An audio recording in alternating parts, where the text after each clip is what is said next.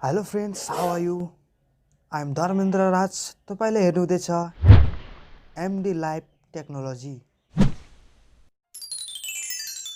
Friends, आज हामी आफ्नो भिडियोको ब्याकग्राउन्ड चेन्ज गर्न सिक्छौं। सबैभन्दा पहिला हामी आफ्नो मोबाइलको स्क्रिनमा जान्छौं।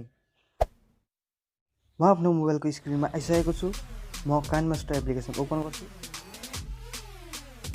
काइनमास्टर एप्लिकेसन ओपन गरिसकेपछि यस्तो प्रकारको इन्टरफेस देख्न सक्नुहुन्छ। हामी प्लसमा क्लिक गरौँ। प्लसमा क्लिक गरिसकेपछि तपाईले एउटा जुनै पनि सिलेक्ट गर्न सक्नुहुन्छ।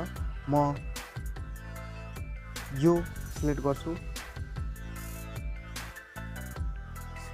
सिलेक्ट गरिसकेपछि हामीले यहाँनेरि काइनमास्टरको यस्तो प्रकारको एउटा इन्टरफेस देख्न सक्नुहुन्छ। इन्टरफेस देखिसकेपछि तपाईले केही गर्नु पर्दैन। तपाईले मिडियामा जानुस्। मिडियामा गएर यहाँनेरि लेखेको छ ब्याकग्राउन्ड। ब्याकग्राउन्डमा क्लिक गर्नु होला। ब्याकग्राउन्डमा क्लिक गरिसकेपछि एउटा जुनै पनि ब्याकग्राउन्ड सिलेक्ट गर्न सक्नुहुन्छ। मैले यहाँ व्हाइट कलरको ब्याकग्राउन्ड सिलेक्ट गरेँ। व्हाइट कलरको सिलेक्ट गरिसकेपछि यहाँनेरि राइटको एउटा चिन्ह छ, यहाँनेरि क्लिक गर्नुहोस्।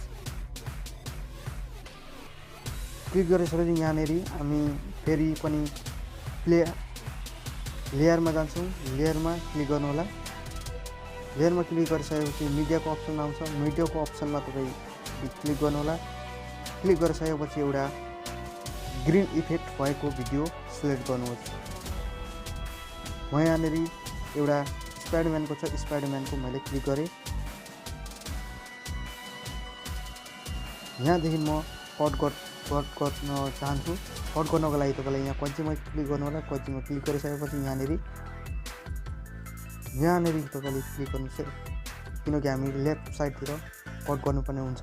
त्यसैले हामीले यहाँ लेफ्टको क्लिक गरेर हामी त्यो गर्न सक्छौँ। हामी यहाँनेरि अब हामी यसलाई भिडियोको बराबरीमा ल्याउँछौँ। यसलाई ल्याइसकेपछि हामीले यहाँनेरि तल गएर एउटा क्रोमा कीमा एकचोटि टच गर्नु होला। क्रोमा कीमा टच गरिसकेपछि तपाईँले एउटा इनेबल भन्ने अप्सन छ, यहाँनेरि इनेबल गरिदिनु होला। इनेबल गरिसकेपछि तपाईँले यहाँनेरि स्पाइडरको छेउमा हेर्नुहुन्छ ग्रिन पर्दाको अलि केही दागहरू देखिन्छन्। त्यो हटाउनको लागि हामीले यो म्यानेज गर्नुपर्ने हुन्छ। यहाँनेरि 15मा छ भने हामीले यहाँनेरि 61सम्म पर्फेक्ट छ। हामीले यसलाई माथिकोलाई हामी 29मा राखिदिन्छौँ र त्यहाँदेखि गएर राइट चिन्ह भएकोमा क्लिक गरौँ। यहाँनिर हेर्न सक्छौँ हामीले ब्याकग्राउन्ड चेन्ज भइसकेर पुरा भइसकेको छ।